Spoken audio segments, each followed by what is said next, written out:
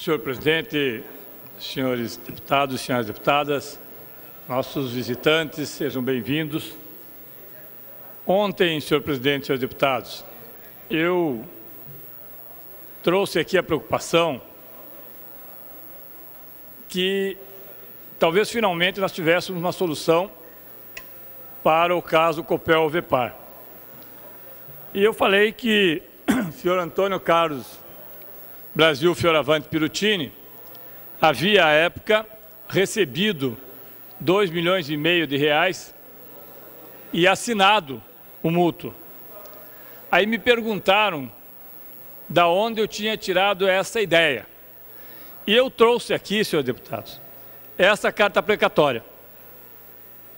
Essa carta precatória foi feita através do juiz do Rio de Janeiro, quando o juiz Moacir Pessoa de Araújo convocou o senhor Rogério Figueiredo Vieira para que fosse depor. O senhor Rogério Figueiredo Vieira fez o seu depoimento, anexou alguns comprovantes de negociações feitas entre a empresa dele, que havia recebido dinheiro da Copel, Mix Trade, e pessoas físicas e jurídicas, e, para nossa surpresa, deputado Rasta, eu acho que às vezes as pessoas não pensam. Veja o senhor aqui.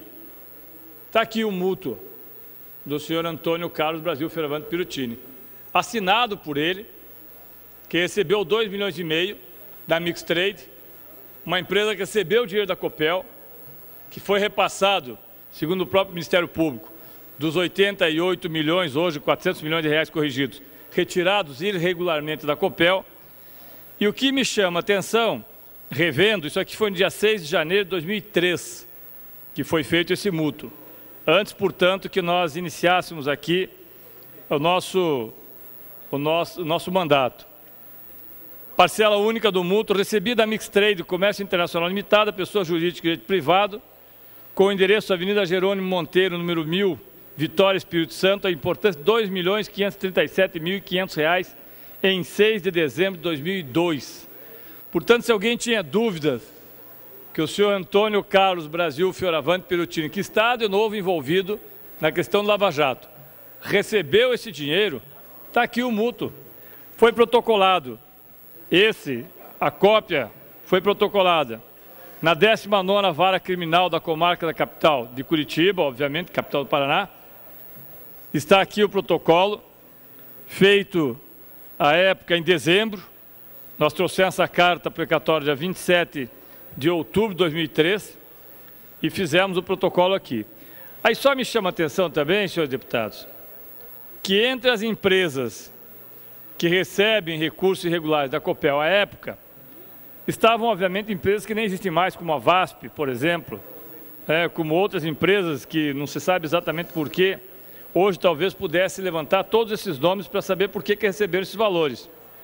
Mas me chama a atenção que também o credor empresta à mutuária, mais um mútuo feito entre a Embracon e a Mix Trade, R$10 milhões, sendo para uma empresa chamada Starley Viagens Turismo Limitada, a quantia, à época, de R$353 mil, que daria R$1 milhão hoje.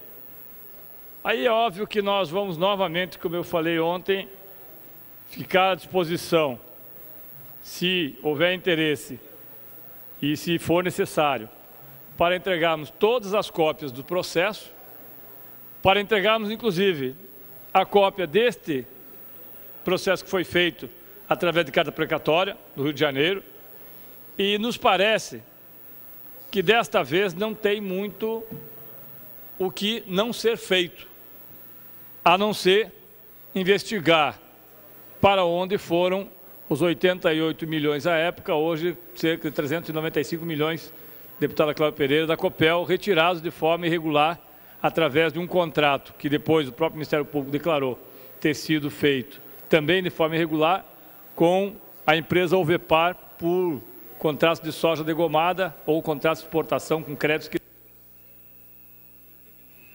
Deputado, para concluir, senhor presidente. Pois não. Com créditos que nunca existiram.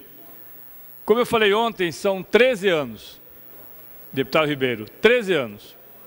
Talvez 13 anos depois, muita coisa mudou. Certamente o patrimônio de muita gente aumentou. O patrimônio ficou bem mais interessante. Dos 88 milhões se transforma em 393 milhões, não é qualquer coisa. O mútuo do senhor Carlos Alberto Pirutini, Antônio Carlos Pirutini, está aqui. A delação premiada do senhor Youssef, inclusive dizendo para quem entregou o dinheiro e que foi agora entendida como sendo legal e legítima pelo juiz da vara de vara criminal aqui de Curitiba, obviamente que deve ter desdobramentos. E nós vamos acompanhar, para que não tenhamos que esperar mais 13 anos e alguém trazer novamente uma carta como essa. Para concluir, deputado. Pedindo que as necessárias e tão esperadas providências finalmente sejam tomadas. Obrigado, senhores deputados, senhor presidente.